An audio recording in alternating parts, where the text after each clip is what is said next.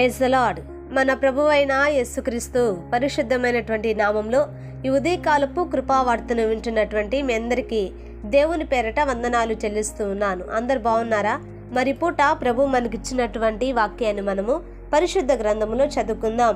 ద్వితీయోపదేశకాండము 7వ అధ్యాయము 14వ వాక్యాన్ని మనం చదువుకుందాం. ద్వితీయోపదేశకాండము 7వ అధ్యాయము 14వ వాక్యాన్ని మనం చదువుకుందాం. సమస్త జనముల కంటే ఎక్కువగా నీవు ఆశీర్వదింపబడుదువు. హల్లెలూయా.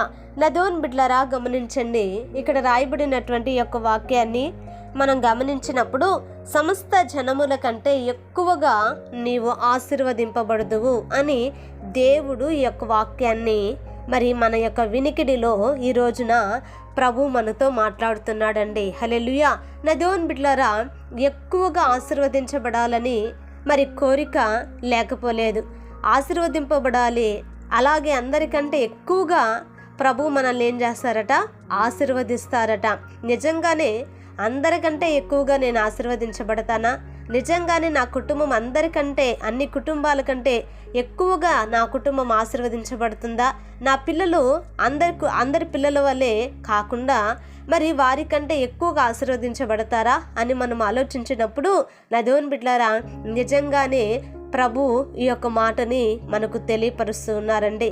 ఆలోచించండి నా దేవుని బిడ్డలారా, యాకోబుకు మరి కుమారులు అనేక మంది ఉన్నప్పటికీ కూడా వారందరిలో కంటే దేవుడు యోసేపుని ఎక్కువగా ఆశీర్వదించాడండి. యెషయాకి మరి కుమారులు ఉన్నప్పటికంటే వారందరికంటే ఎక్కువగా దావీదును దేవుడు ఆశీర్వదించాడండి. అలాగే ఎంతోమంది జనులు ఈ లోకములో నా దేవుని బిడ్డలారా, ఆయా తెగల వారు, ఆయా జనుల వారు ఉన్నప్పటికీ కూడా ప్రభు ఎక్కువగా ఇశ్రాయేలు ప్రజలను ఆశీర్వదించాడండి. అలాగే నా దేవుని బిడ్డలారా, మనలను కూడా, మన కుటుంబాలను కూడా, మన పిల్లలను కూడా, మన సంఘాలను కూడా ఎక్కువగా ఆయన ఆశీర్వదించగలడు. కానీ ఇక్కడ ఈ మాటను మనం గమనిస్తున్నప్పుడు ఎక్కువగా నీవు మరి ఆశీర్వదించబడాలి అని అంటే మనం ఏం చేయాలో తెలుసా అండి? 12వ వాక్యాన్ని మనం చదువుదాం. మీరు ఈ విధులను విని వాటిని అనుసరించి నడుచుకొనిన ఎడల నీ దేవుడైన యెహోవా తాను నీ పితరులతో ప్రమాణము చేసిన నిబంధనను నెరవేర్చి నీకు కృప చూపును. హల్లెలూయా. నా దేవుని బిడ్డలారా, చూసారా? ఈ విధులను అనుసరించి నడుచుకోవాలంట. కనుక ఈ రోజున మన పితరులతో మన ప్రభు ప్రమాణము చేసిన నిబంధన మన జీవితంలో నెరవేర్చబడులాగున, మన కుటుంబంలో పిల్లల జీవితాలలో నెరవేర్చబడులాగున మనము ఆయన విధులను, ఆయన కట్టడలను మనం అనుసరించాలండి. అలా అనుసరించి ఆయన మార్గములో మనము నడిపించబడినప్పుడు ప్రభు అట మనలను ఎక్కువగా ఆశీర్వదిస్తాడు. హల్లెలూయా. ప్రార్థన చేద్దామండి. మహాపరిశుద్ధుడా, కృప కలిగిన దేవా, నీకు వందనాలు నాయన.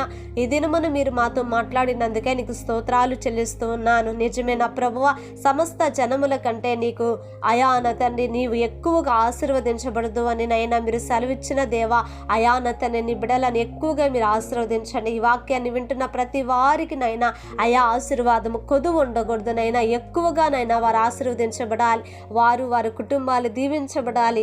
అవును ప్రభు, ఆ రీతిగా మీరు సహాయం చేసి కృప చూపమని యేసు నామాన్ని అడిగి వేడుకుంటున్నాము తండ్రి. ఆమేన్. Praise the Lord. దేవుని కృప మీకు తోడై ఉండును కాక.